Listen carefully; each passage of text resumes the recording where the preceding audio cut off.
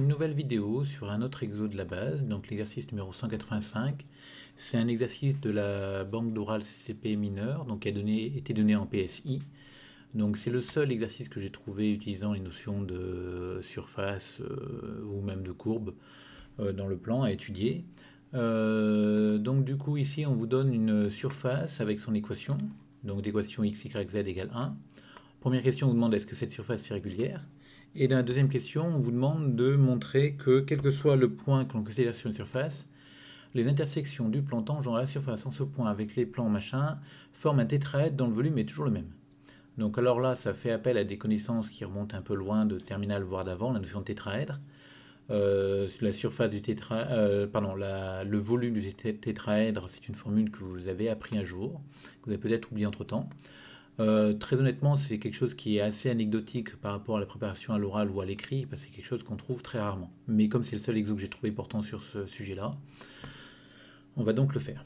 Donc pour voir si cette surface d'équation x, y, z égale 1 est régulière, quand on se ramène à son cours, une surface, on a dit que c'était l'ensemble des x, y, z tel que f de x, y, z égale 0, où f est une fonction de classe C1 de u dans R. Donc on va poser ici cette fonction-là, on va poser g de x, y, z égale x, y, z moins 1.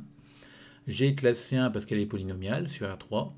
Et ma surface, du coup, c'est l'ensemble des x, y, z tel que g de x, y, z égale 0. Alors du coup, pour savoir si elle est régulière, une surface régulière est régulière si en tous les points de la surface, le gradient est non nul. Donc on calcule le gradient de g, on trouve cette quantité-là. Et on voit que le gradient de g est nul, là c'est un g, si et seulement si x, y, z vaut 0. Donc vous pouvez vérifier, là on a y ou z égale 0, x ou z égale 0, x ou y égale 0. Mais la seule manière d'avoir 0, 0, 0, c'est d'avoir les trois variables nulles. Et 0, 0, 0 n'est pas un point de S. Donc finalement, tous les points de S sont réguliers, donc la surface est régulière. Ensuite, on vous demande de trouver l'équation du plan tangent en un point x0, y0, z0. Alors pourquoi ce plan tangent? Parce qu'ici, on vous demande de calculer les intersections du plan tangent à la surface. Donc il faudra d'abord calculer ces plans tangents. Donc pour ça, on va utiliser la formule qui est donnée dans votre cours, qui est celle-ci. Donc vous remarquez que c'est exactement celle que j'ai écrite ici. Et bon, après, vous pouvez l'apprendre par cœur, cette formule-là, mais l'idéal, c'est quand même d'être capable de la retrouver.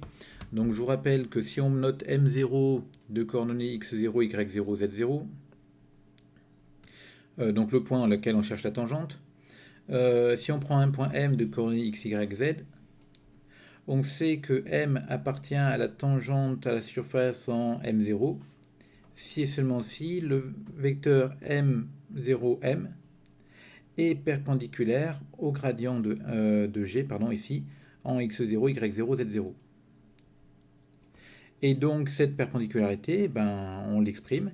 Ça veut donc dire avec à l'aide du produit scalaire que le produit scalaire de x moins x0, y moins y0, z moins z0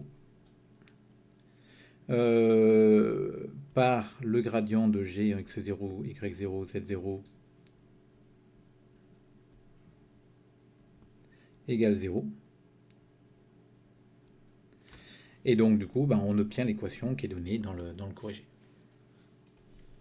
Donc je vous déconseille d'apprendre cette formule par cœur. Le mieux, c'est de le retrouver en se servant de la perpendicularität qu'on a entre la tangente et le gradient.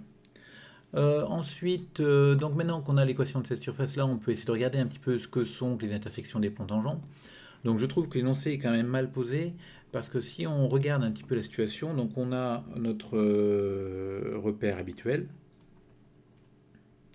donc x, y, z. On a notre plan, donc je vais dessiner un plan, voilà, comme ça.